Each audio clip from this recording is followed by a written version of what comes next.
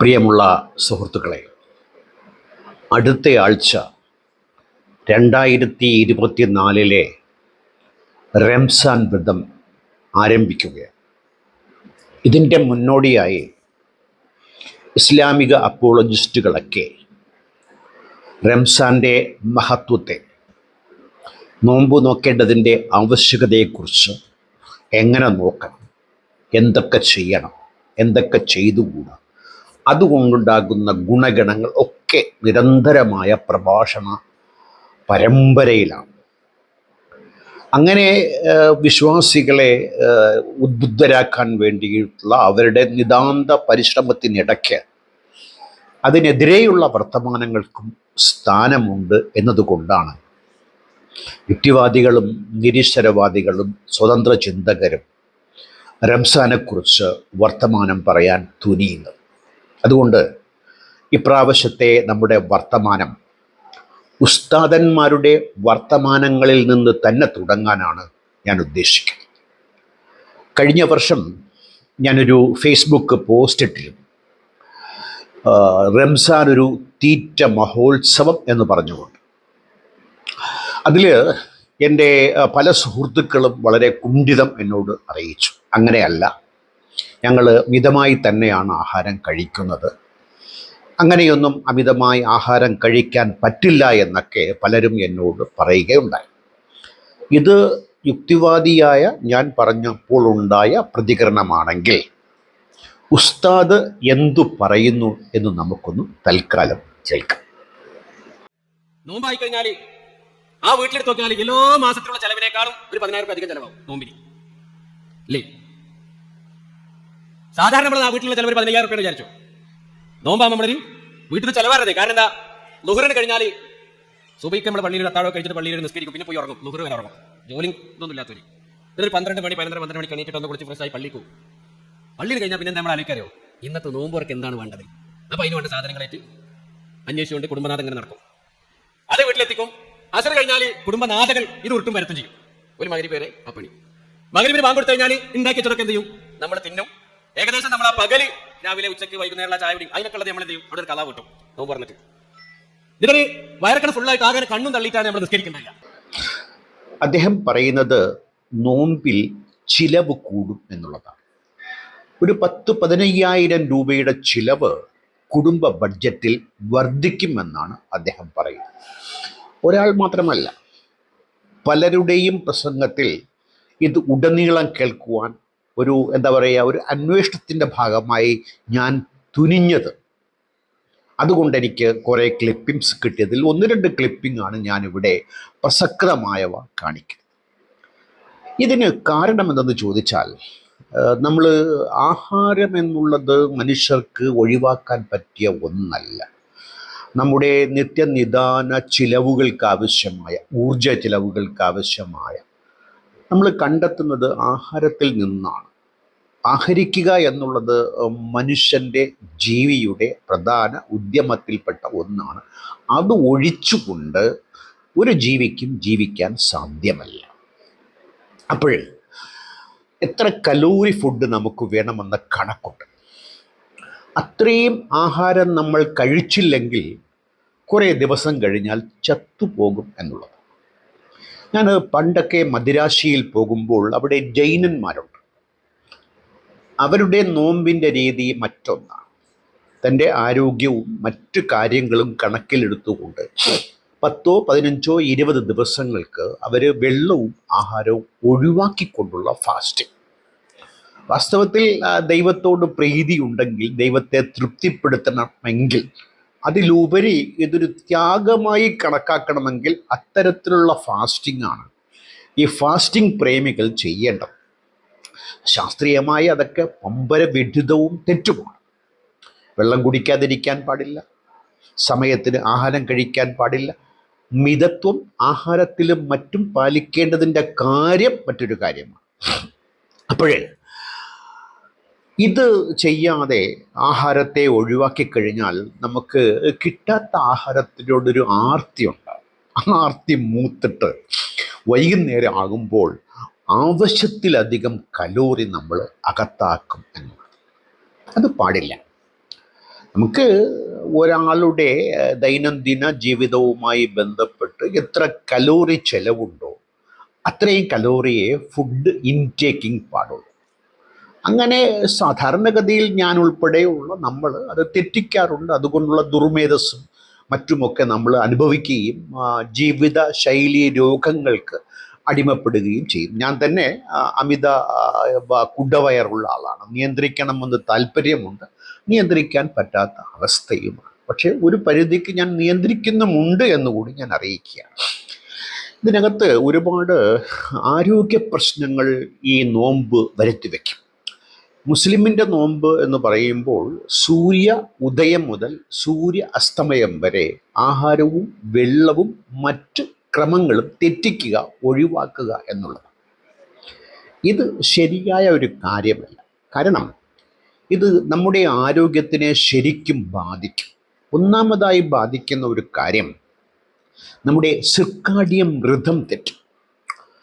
പകലിൻ്റെ രാവാക്കിക്കൊണ്ട് രാത്രി നമ്മൾ ആഹാരം കഴിക്കാനായിട്ട് ഉണരുമ്പോൾ നമ്മൾ ബാക്കിയുള്ള 11 മാസവും അനുഷ്ഠിക്കുന്ന ഒരു സിർക്കാഡിയം റിഥം നമ്മുടെ ബോഡിക്കുണ്ട്. എത്ര മണിക്ക് എണീക്കണം, എത്ര മണിക്ക് ഉറങ്ങണമെന്ന് നമ്മുടെ ബോഡിയിൽ തന്നെ ഒരു ക്ലോക്കുണ്ട്. ആ ക്ലോക്കിൻ്റെ സമയക്രമം തെറ്റും. അതുകൊണ്ട് ഈ ആഹാരക്രമവും ആരോഗ്യവുമായി ബന്ധപ്പെട്ട റംസാൻ്റെ ദൂഷ്യവശങ്ങളെ ഞാൻ മറ്റൊരു വീഡിയോയിൽ സൂചിപ്പിക്കാം. ഇവിടെ അത്തരം കാര്യങ്ങളല്ല നമ്മളിവിടെ പറയാൻ ഉദ്ദേശിക്കുന്നത്. ഉസ്താദ് തന്നെ പറയുന്നത് രാവിനെ പകലാക്കുന്ന സർക്കസാണ് ഇവിടെ നടക്കുന്നു എന്നുള്ളത്. ഇതിനകത്ത് മറ്റൊരു പ്രധാന ദൂഷ്യമുള്ളത് സാമൂഹ്യപരമായ ദൂഷ്യങ്ങളാണ് നമ്മൾ ഇപ്രാവശ്യം ഇവിടെ വിശകലനം ചെയ്യാനായിട്ട് ഉദ്ദേശിക്കുന്നത്. സ്ത്രീകൾ അധിക ജോലിയിൽ ഏർപ്പെടും. അതും ഞാൻ ഇവിടെ പറയുന്ന കാര്യങ്ങളിൽ പലതും ഉസ്താദന്മാർ പറഞ്ഞ കാര്യങ്ങളാണ്. അത് ക്ലിപ്പുകളിലൂടെ നിങ്ങളെ കേൾപ്പിക്കുന്ന ക്ലിപ്പുകളിൽ ഞാൻ ഈ പറയുന്ന പോയിന്റുകൾ ഉണ്ടാവും. സ്ത്രീകൾ അധിക ജോലി എടുക്കേണ്ടി വരും എന്നുള്ളത്. അതായത് ഉസ്താദ് പറഞ്ഞ കാര്യം, രാവിലെ ആഹാരമൊക്കെ കഴിച്ച് സുബഹി നിസ്കരിച്ചിട്ട് ഉറങ്ങിക്കഴിഞ്ഞാൽ പിന്നീട് ഉച്ചയ്ക്ക് നിസ്കാരത്തിന് എണീക്കും. അപ്പോൾ ഒരു 6-7 മണിക്കൂർ പോയി കിട്ടും. അതിനുശേഷം അവൻ ആഹാരം വാങ്ങിക്കാനും ഒക്കെ വെളിയിൽ പോകുമ്പോൾ വീട്ടിലെ പെണ്ണുങ്ങൾ, സ്ത്രീകൾ ആഹാരം ഉണ്ടാക്കുന്ന ക്രമത്തിലായിരിക്കും. ഇവർ ഉച്ചയ്ക്ക് തുടങ്ങിക്കഴിഞ്ഞാൽ വീട്ടിൽ പുരുഷൻ അത്താഴം, അതായത് രാത്രി ആഹാരം കഴിച്ചുറങ്ങുന്നതുവരെ ഇവർക്ക് പിടിപ്പത് ജോലിയാണ്. പൊതുവെ അടിമയായ സ്ത്രീക്ക് തൻ്റെ അടിമഭാരത്തിൻ്റെ ഭാരം കൂട്ടുന്നതായിരിക്കും ഇത് എന്നുള്ളതിൽ തർക്കമില്ല.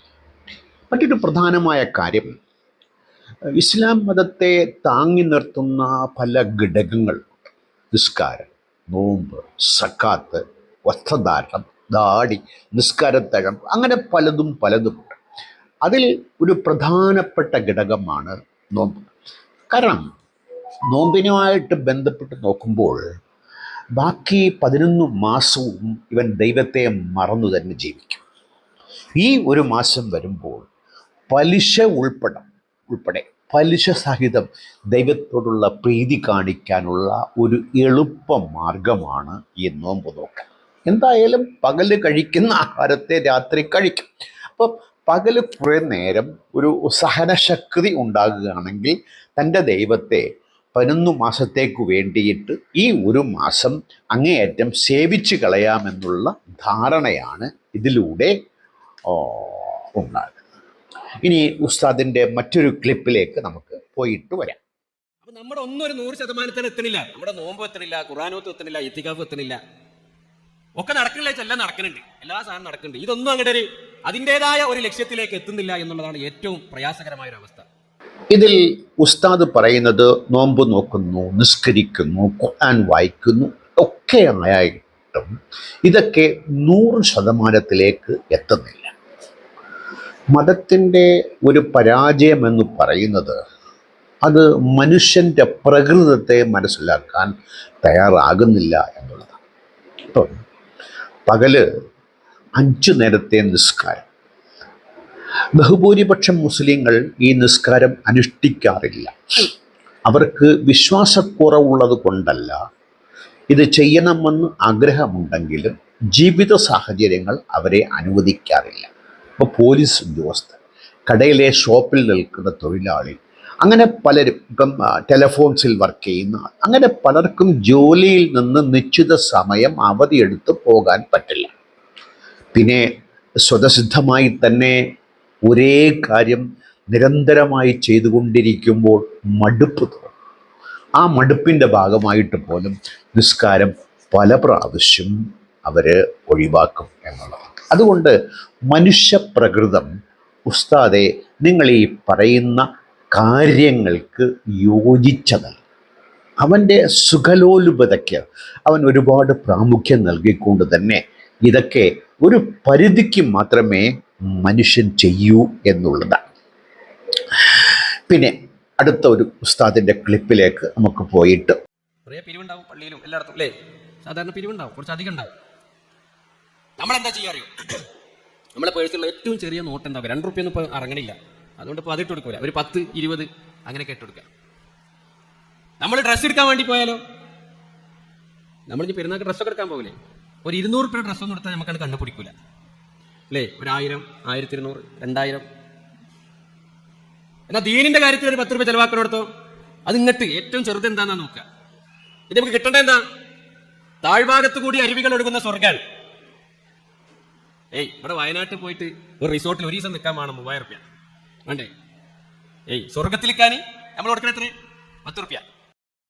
ഇദ്ദേഹം പറയുന്നത് ഈ നോയമ്പിൻ്റെ മാസങ്ങളിൽ വെള്ളിയാഴ്ചയൊക്കെ ബക്കറ്റുമായി പല പിരിവുകളും നടത്തും ജമാഅത്തും പള്ളി കമ്മിറ്റിക്കാരൊക്കെ.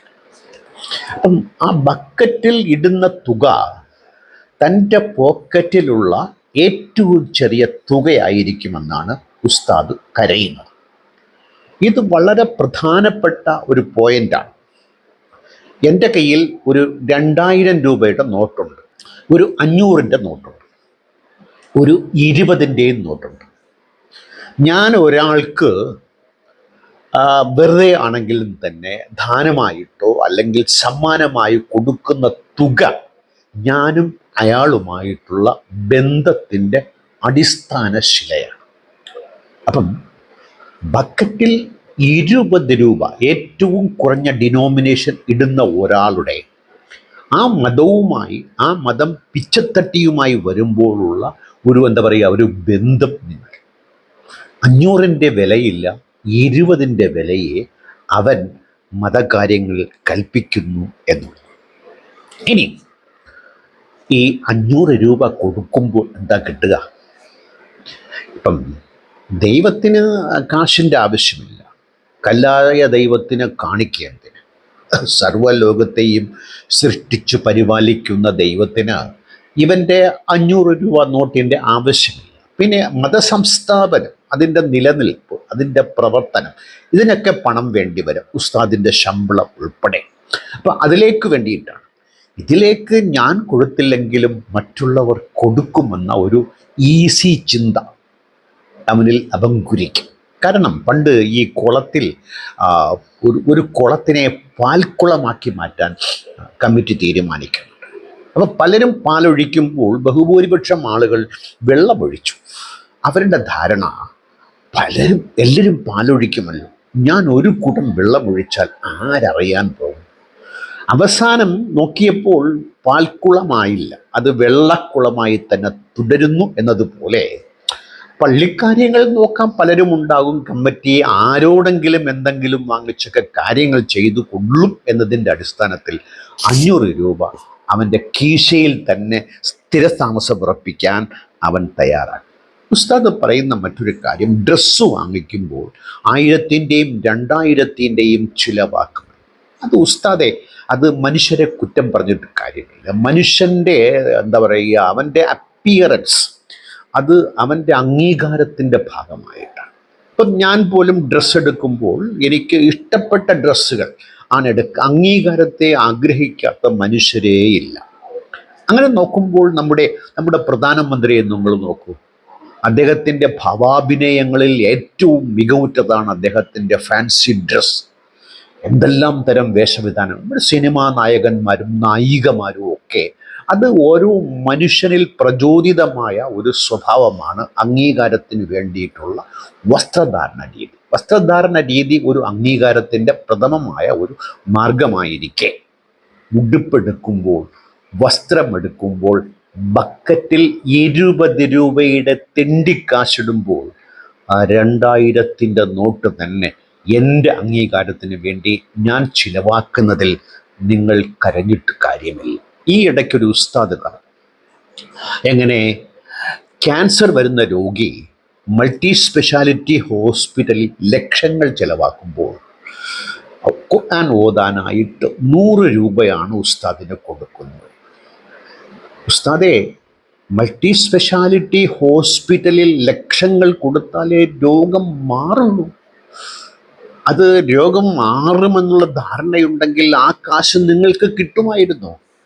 നിങ്ങളുടെ ഈ ചെപ്പടി വിദ്യ കൊണ്ടൊന്നും ഇത് മാറില്ല എന്ന നല്ല ദൃഢനിശ്ചയം ഈ രോഗിക്കും ബന്ധുക്കൾക്കും ഉള്ളപ്പോൾ നിങ്ങളുടെ ഈ കരച്ചിൽ കൊണ്ട് യാതൊരു കാര്യവുമില്ല.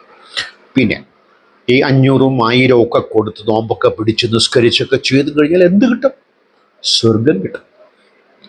സ്വർഗം മനുഷ്യനെ ഒരു പരിധിക്ക് പ്രലോഭിപ്പിക്കുമെങ്കിൽ തന്നെയും ഇഹലോക ജീവിതത്തെ ദാനം ചെയ്തുകൊണ്ടുള്ള, തൃണവൽഗണിച്ചുകൊണ്ടുള്ള ഒരു സ്വർഗപ്രേമം സാധാരണ മനുഷ്യരിൽ കാണാറില്ല. ഇന്നിൻ്റെ ജീവിതം എൻ്റെ ജീവിതം നാളത്തെ പരലോകവുമായി ബന്ധപ്പെടുത്തി സംസാരിക്കാനും പ്രസംഗിക്കാനും പ്രചരിപ്പിക്കാനും ഒക്കെ കൊള്ളാം. ഉസ്താദന്മാർ വരെ സ്വജീവിതത്തിൽ ഇഹലോകത്തിന് അങ്ങേയറ്റം പ്രാമുഖ്യം നൽകുന്നവരാണ്. അതുകൊണ്ട് ആരെയും കുറ്റപ്പെടുത്തേണ്ട കാര്യമില്ല. അതുകൊണ്ട് നോമ്പിൽ അധിക ആഹാരം കഴിക്കും, സൗകര്യത്തിന് മാത്രമേ നിസ്കരിക്കത്തുള്ളൂ.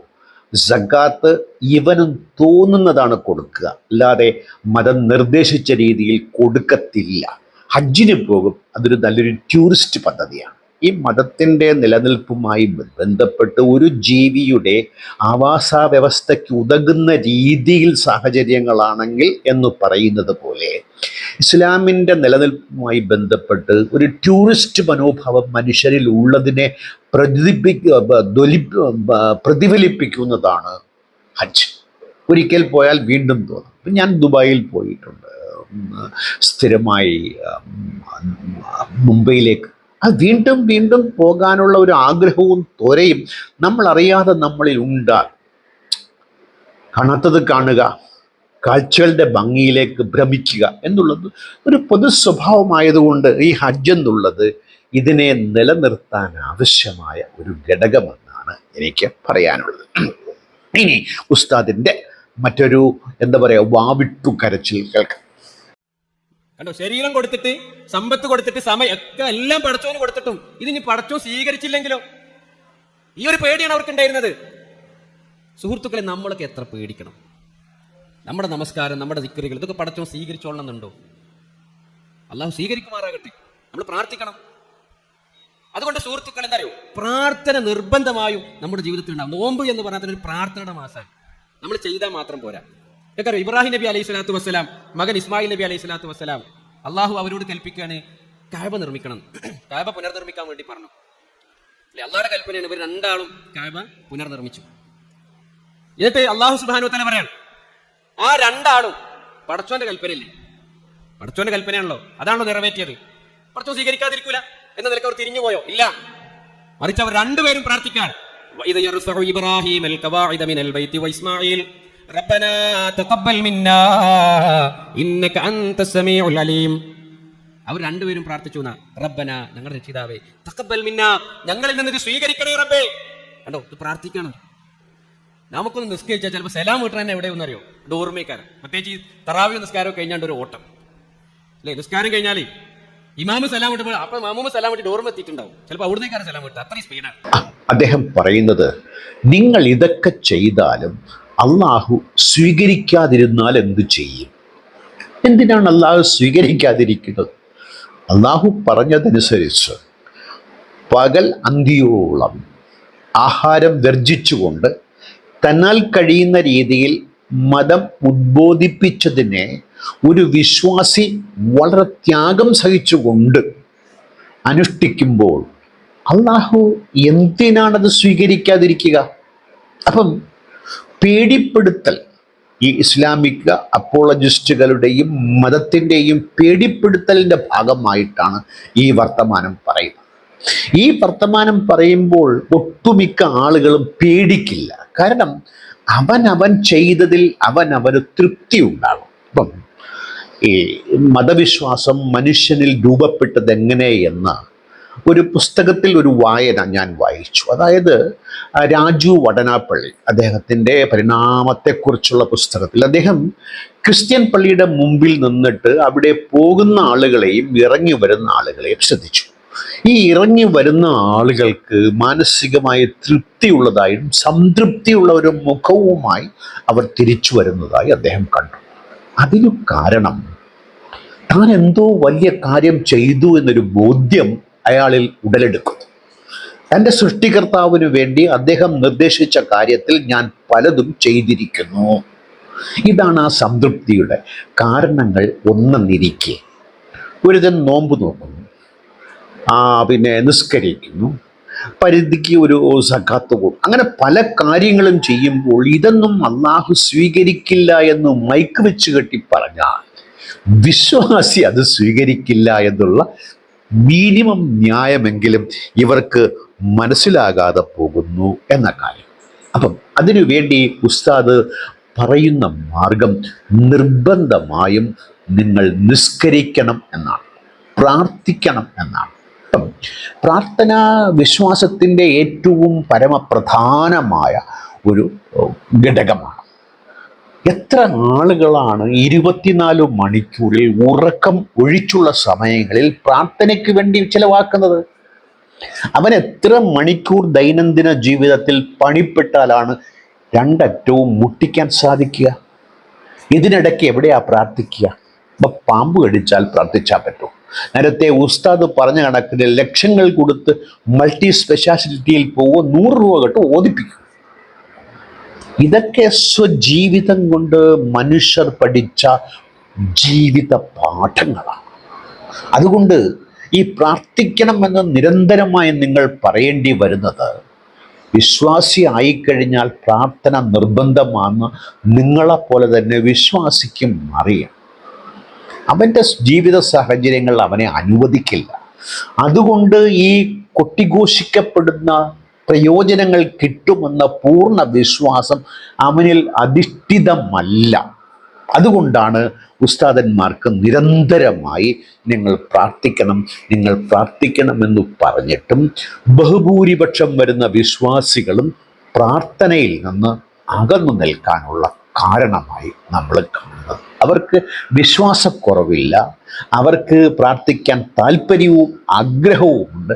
പക്ഷേ നമ്മുടെ പ്രകൃതം, ഞാൻ നേരത്തെ പറഞ്ഞ മനുഷ്യ പ്രകൃതം അതിന് അനുവദിക്കാത്തത് കൊണ്ടാണ്. പിന്നെ ജീവിത മാർഗം എന്ന നിലയ്ക്ക് ഉസ്താദന്മാർക്ക് ഇത് പറഞ്ഞേ പറ്റൂ. അദ്ദേഹം പറയുന്ന മറ്റൊരു കാര്യം, ഇബ്രാഹിം നബിയോടും അദ്ദേഹത്തിൻ്റെ മകൻ ഇസ്മയിലിനോടും കഅബ നിർമ്മിക്കാനായിട്ട് ഇന്നൊരു ഉസ്താദിൻ്റെ ഒരു വീഡിയോ ക്ലിപ്പ് ഞാൻ കണ്ടു. ഒരു ഗോളം, ഭൂമിയുടെ ഒരു ഗോളം മോഡൽ വെച്ചിട്ട് ഇത് തനിയെ ഉണ്ടായതെന്ന് പറഞ്ഞാൽ നിങ്ങൾ വിശ്വസിക്കുന്നു. പിന്നെ ഒരു ബൾബ് കാണിച്ചിട്ട് അദ്ദേഹം പറയുന്നു, ഈ വെളിച്ചം തനിയെ ഉണ്ടായതെന്ന് നിങ്ങൾക്ക് വിശ്വസിക്കാൻ പറ്റും. ഞാൻ അതിനടിയിൽ പോയി ഒരു കമൻ്റ് ഇട്ടു, ഈ ബൾബുണ്ടല്ലോ, ഇത് ഉണ്ടാക്കിയതാണെങ്കിൽ നബിയുടെ കാലഘട്ടത്തിൽ ഈ ഉണ്ടാക്കർ എന്തുകൊണ്ട് അത് ഉണ്ടാക്കിയില്ല? വളരെ നിസ്സാരമായ ഒരു ചോദ്യമാണ്. നമുക്കിന്ന് ഒരുപാട് ആധുനിക സൗകര്യങ്ങളുണ്ട്. ഈ സൗകര്യങ്ങളിൽ ഏറ്റവും പ്രധാനപ്പെട്ട സൗകര്യം മുത്തിന് എന്തുകൊണ്ട് കിട്ടിയില്ല? ഒരു $1 മില്യൺ ചോദ്യമാണ്. വിശ്വാസത്തിൻ്റെ കട്ടക്കൽ കത്തിവെക്കുന്ന ചോദ്യമാണ് ഞാൻ ഈ ചോദിക്കുന്നത്. ഇതൊക്കെ നമ്മൾ ഉണ്ടാക്കിയെടുക്കുന്നതാണ്, നമ്മുടെ ആവശ്യകതയ്ക്ക് വേണ്ടി നമ്മൾ ഉണ്ടാക്കുന്ന കാര്യമൊക്കെ ബൃഹത്തായ ഫിസിക്സിൻ്റെ കാര്യങ്ങളായതുകൊണ്ട് അതിലേക്ക് ഞാൻ തൽക്കാലം കടക്കുന്നില്ല. പിന്നെ ഉസ്താദ് പറഞ്ഞ മറ്റൊരു കാര്യം, നിസ്കാരം കഴിഞ്ഞാൽ ഭയങ്കരമായി ഓട്ടമെന്നാണ്. എന്തുകൊണ്ടവൻ ഓടുന്നു? നിസ്കരിക്കാൻ വരുന്നവരുടെ എണ്ണം കുറവ്. നിസ്കരിക്കാൻ വരുന്നവനോ നിസ്കാരം കഴിഞ്ഞു കഴിഞ്ഞാൽ ഓടണം. ഈ ഓട്ടമാണ് അവനെ ഓടാതെ സൂക്ഷിക്കുന്നത്. അവന്റെ ജീവിത ഓട്ടത്തിൽ ഈ ഓട്ടം ഒഴിവാക്കാൻ ഒക്കാത്തതാണ്. നിങ്ങളുടെ കോപ്പ കൊണ്ട് കൊതിപ്പിക്കൽ, പേടിപ്പിക്കൽ, ഇതുകൊണ്ട് അവൻ വിശ്വാസികളിൽ ചെറുന്യൂനപക്ഷം നിങ്ങളുടെ ഈ വിരട്ടലിൽ വിധേയരായാലും എത്രയും നേരത്തെ ഇത് ഒഴിവാക്കി അതിൽ നിന്ന് രക്ഷപ്പെടാനുള്ള വ്യഗ്രത സ്വമേധയ അവനുണ്ടാകും. ഈ ഓട്ടത്തിൻ്റെ എണ്ണവും ദൂരവും വലിപ്പവും കാലക്രമേണ കൂടിക്കൊണ്ടേയിരിക്കും. അതിൻ്റെ തെളിവാണ് യൂറോപ്പിലെ ക്രിസ്ത്യൻ പള്ളികൾ. അത് നിങ്ങൾക്ക് സൂചകമാണ്. ഇവിടെ തന്നെ അത് സംഭവിച്ചുകൊണ്ടിരിക്കുന്നു. സൗദിയിലും മറ്റ് യൂറോപ്യൻ രാജ്യങ്ങളിലെ സംസ്കാര ജീവിത രീതി ഇന്ന് അറേബ്യൻ രാജ്യങ്ങളിൽ പറിച്ചു നടപ്പെട്ട് കഴിഞ്ഞു.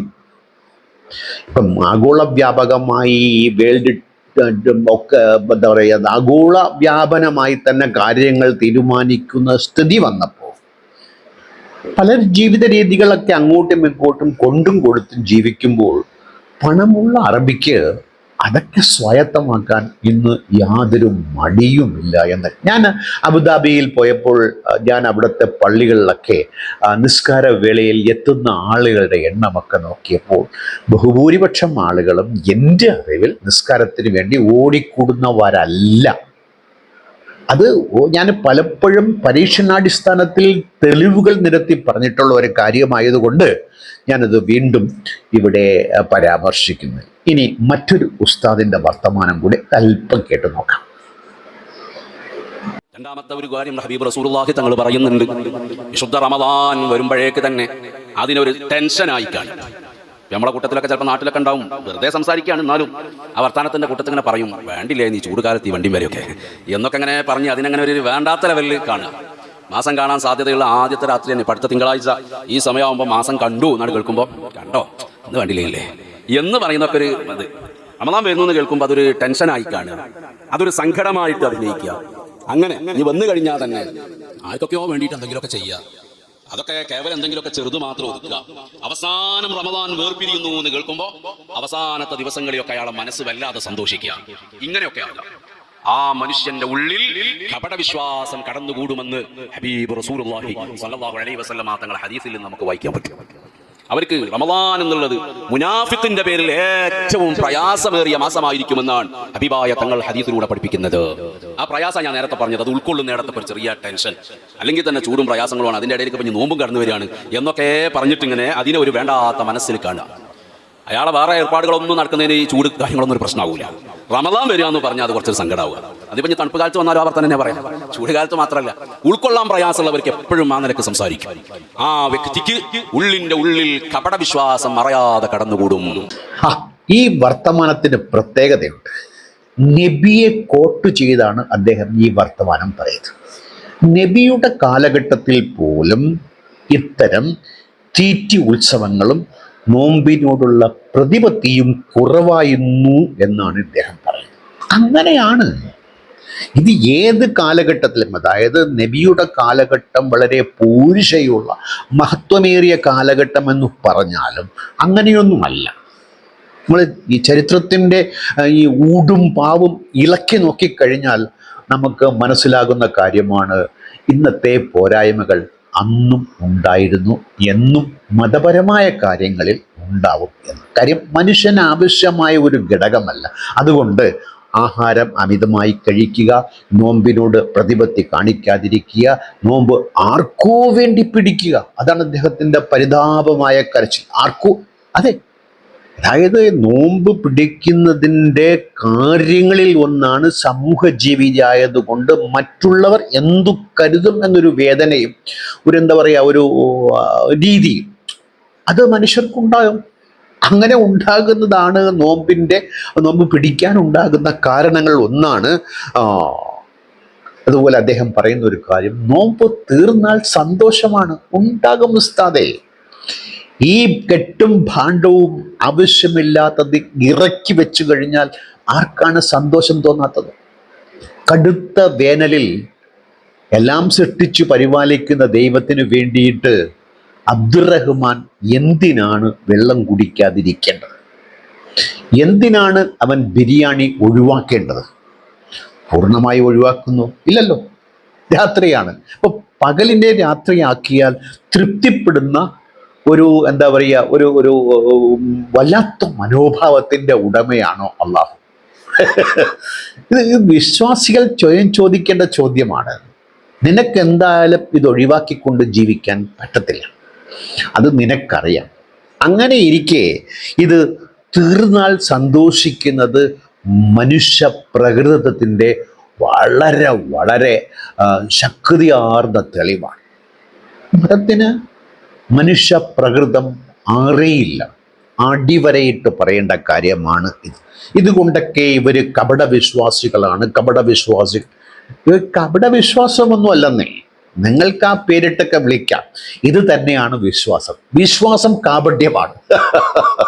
അതുകൊണ്ട് നിങ്ങൾ ഇതിനെ കപടവിശ്വാസമെന്ന് പറയുമ്പോൾ അത് ശരിയെന്ന് തോന്നിപ്പോകാമെങ്കിലും കാപട്യമാണ് വിശ്വാസം.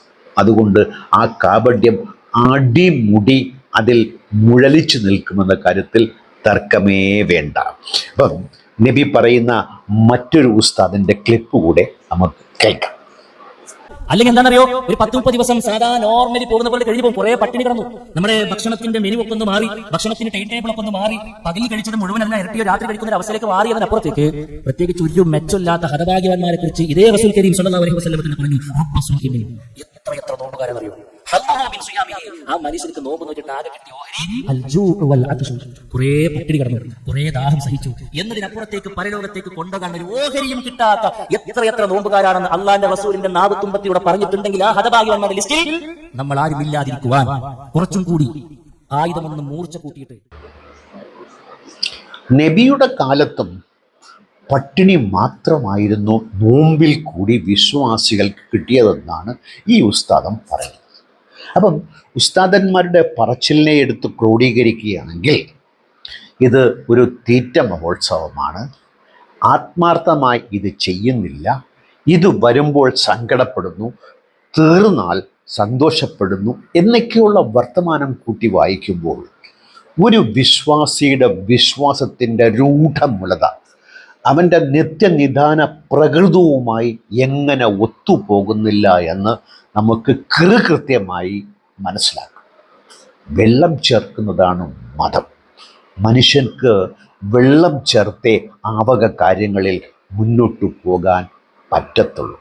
മറ്റൊരു അധ്യായത്തിൽ, അടുത്ത അധ്യായം നോമ്പിൻ്റെ ആരോഗ്യപരമായ പ്രശ്നങ്ങളുമായി ബന്ധപ്പെട്ട് ഞാനൊരു ആരോഗ്യ വിദഗ്ധനല്ലെങ്കിലും കുറേയൊക്കെ വായിച്ചു പഠിച്ചിട്ട് നിങ്ങളുമായി പങ്കുവയ്ക്കാം. വീണ്ടും കാണാം. നന്ദി, നമസ്കാരം, ഗുഡ് ബൈ.